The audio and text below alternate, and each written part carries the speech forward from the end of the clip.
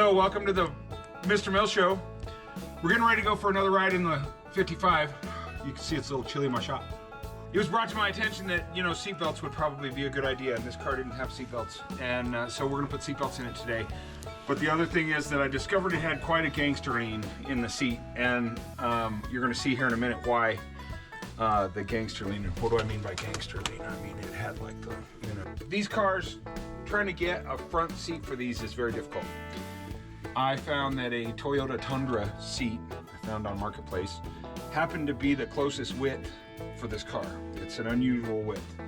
I thought a seat from a Silverado would fit. I thought, you know, a Tacoma seat's too narrow because I'm a Toyota guy and I've got them.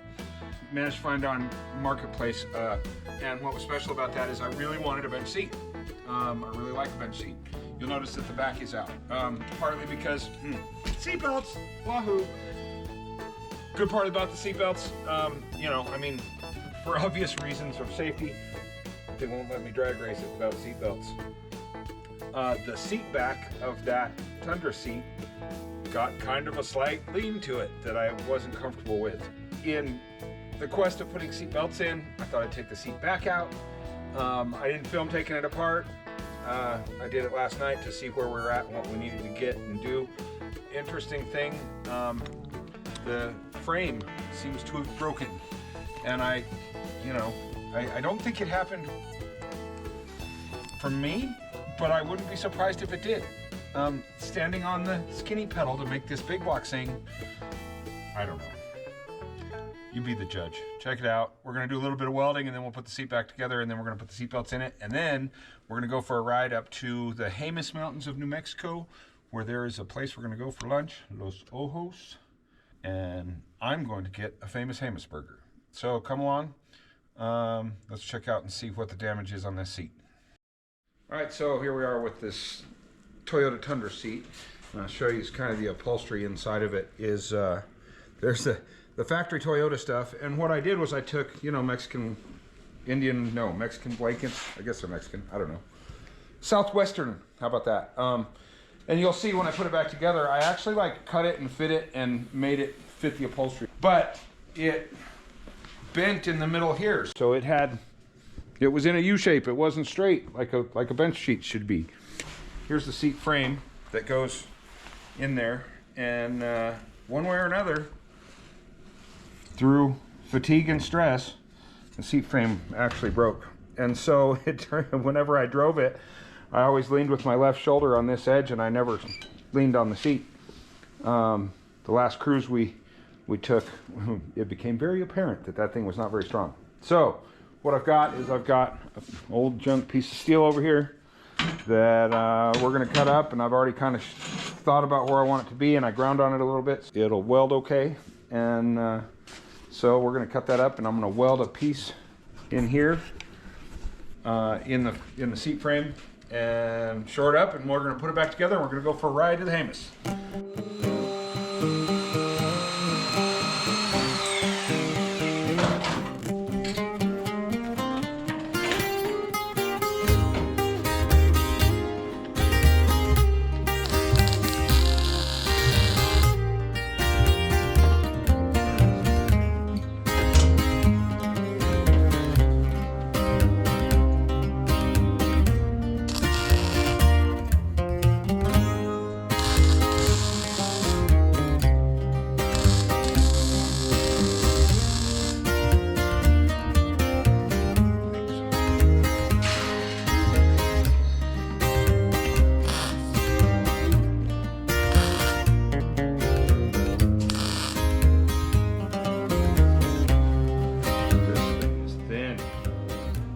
That's no good. Zoom in on that. It's thin and it's got big holes in it, so it's going to take a little bit. Oh, I remember a trick my sensei showed me. You can use a TIG rod even with a MIG to get a little bit more going in there.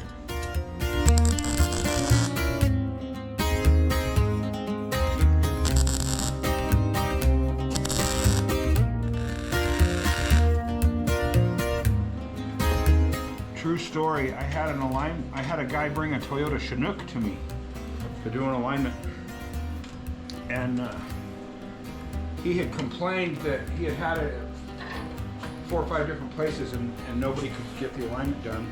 Every time he drove it, he'd pull to the left. And I got in it, and one of the tip-offs, and bless his heart, was the seat was just crushed. I politely inquired as to part of his complaint, because I understood that people had trouble getting it aligned. Two-wheel drive Toyota pickup truck with torsion bar suspension, and poor guy. I got him. I invited him to sit in the truck when I aligned it, because he was in the ballpark of like 450 or 500 pounds. The weight of him and its effect on the suspension of the truck affected the alignment, and it pulled to the left when he was driving it. And he appreciated the fact that, after I felt bad because I had to bring it up, but after it was all said and done, he appreciated that I went to that length, and he came back and gave me a tip for $100 because when I was done aligning it, it went down the road straight. So don't weld your fingers, people.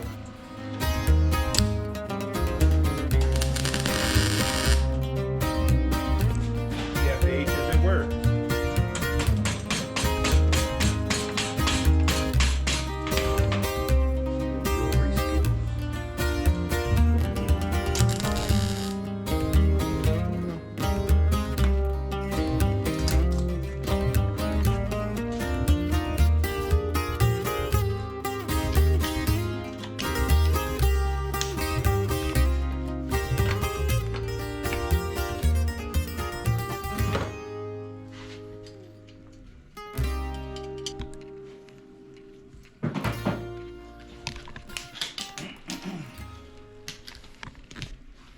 So I used to do upholstery in a previous life on new cars.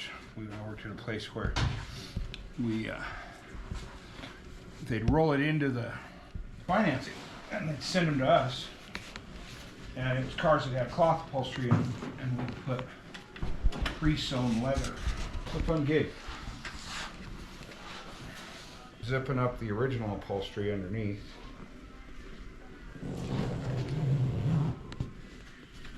And then we'll redo the blanket work. And I should probably put a new blanket on it, but I'm gonna do a little more research. This one faded in the sun in about, I don't know, a couple 6 months. It was obvious it wasn't gonna survive very long. We're dealing with it. Never been around upholstery.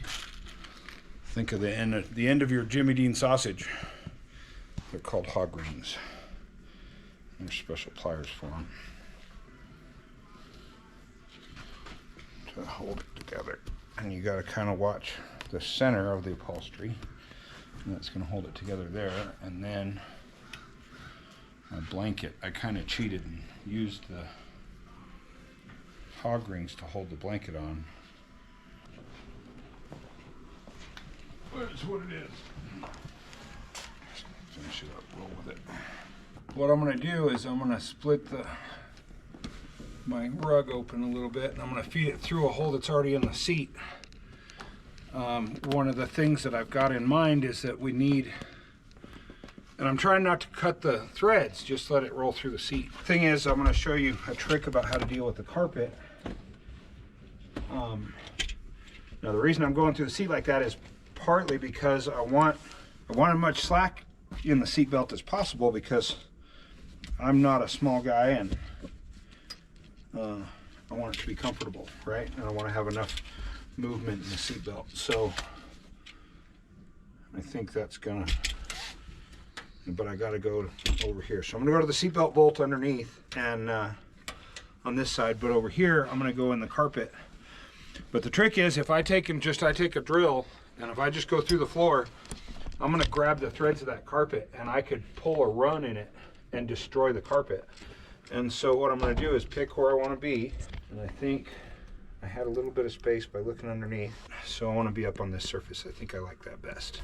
So here's what we're gonna do is, we're gonna heat up a bolt here, and I'm gonna burn a hole in the carpet before I drill it.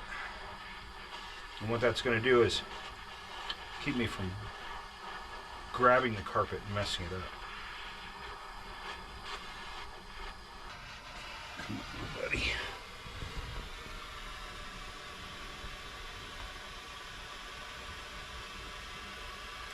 Started to. I guess I got it. Story about this Tundra seat. I bought it from a guy on Marketplace, and I saw it while I was building the car, and I had been looking and it was funny because I kept asking all these people, would you mind measuring how wide that seat is? Again, because this car is an unusual width. Watch, this guy had this Tundra seat on Marketplace, and originally he wanted like 350 bucks for it. And I wasn't ready to drive the car yet, so I just kind of kept watching. I held off, and the price kept dropping, and it was an unusual seat from a regular cab Tundra. I watched and watched and watched. Finally, he went down to 50 bucks, and and so I sent him a message, and while I was on my way, he responded back and said, I just need it out of here, I'll give it to you. So, but I had to drive up to, I think, Santa Fe to go. No, was it? No, it was outside of Cedar Crest on the other side of the mountain. Ow, quit doing that. See there, puts a real nice hole in it and cauterizes the edges so that we don't mess it up with the drill.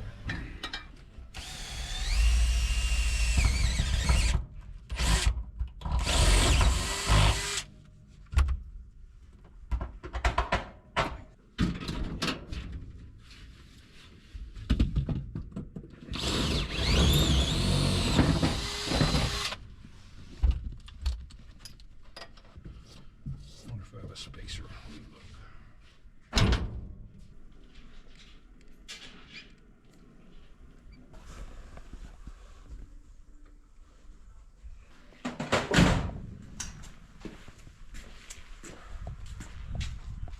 All right, so that concludes our seat repair install.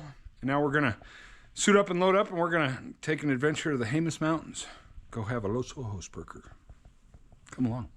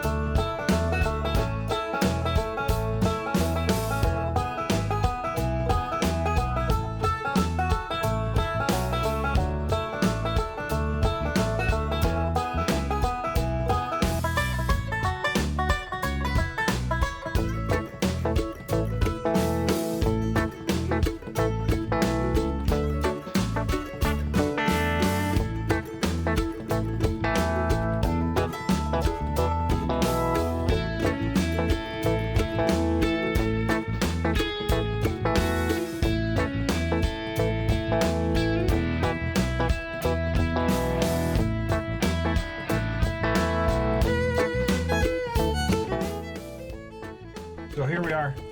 We're at Los Ojos in Jemez, New Mexico. Los Ojos Restaurant and Saloon has been here for a very long time. And back in my drinking days, we used to come here and get a little rowdy. But oh, look at new problem to have. Seatbelt hangs out. Watch we don't drag that on the ground. So here we are in Los Ojos Restaurant and Saloon.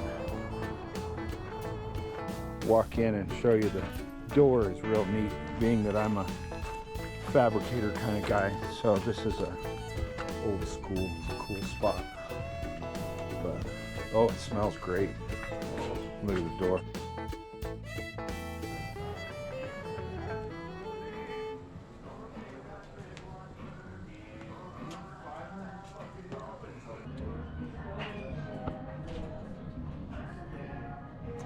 modified black and blue burger. I took the grilled onions off and had them put black olives because the famous Jemez burger usually has black olives and Swiss, but this one's got blue cheese, black olives, and bacon. Hopefully in the beginning of this channel, we're going to try to do a little bit of review in different places and do a little cooking here and there. So let's see what this one feels like. Bon appetit.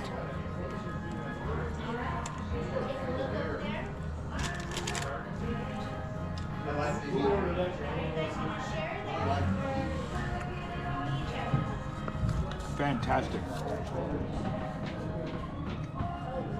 I just want to film in here a little bit, show you it's a little hard to see, but the way the furniture is made, and then with the outside, we got bears, and it's cool.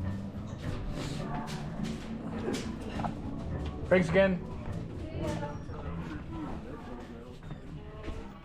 Bacon pencil cheese at the Stoneface Tower. Yeah, they had some good pretty damn good burger. I remember That one, and I think your burger is right up there. Sometimes I get to where just being in town is difficult, and so you know, coming up to the Jemez, I've been coming up here for years, and just go for a drive, you know, and come up here and you go eat lunch or pack a lunch. And there's another place up here called the Via Caldera, and Vias Calderas. I've heard it pronounced different ways. It's a quiet place, and it's good for the soul just to get up here and get away from the hustle and bustle of the big cities. And we're just going to enjoy the ride. We're going to stop at the Gilman Tunnels on the way home, and we'll check that out and show you what that is. Thanks for coming.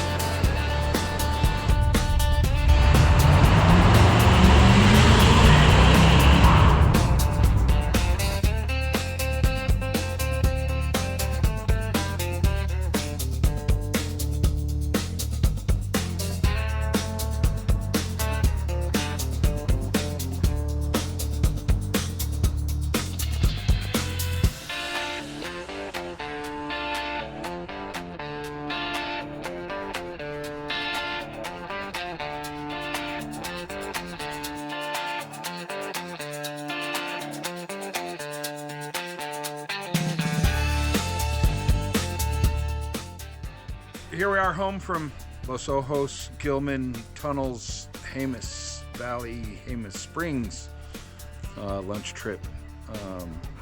It was a trip to exclusively test out our new safety equipment and the restoration and rebuild of the seat. So, yeah. like my fire engine red safety seat belts, and that's so that they're easily found and easily removed in the event of an accident, of course. You know, there's high quality stuff there. But the big news is the seat. The seat was, if you remember, it was broken up in the top there, and now it feels real nice. So anyway, what's the story here? Keep after them. We've got to work on them a little bit here and there, but you got to use them too. Somebody else told me, you don't get them right, just get them running, you know? And then somebody else told me that they felt a little more comfortable in it if it had seatbelts. So thanks again for coming. Adios, amigos. Have a great day.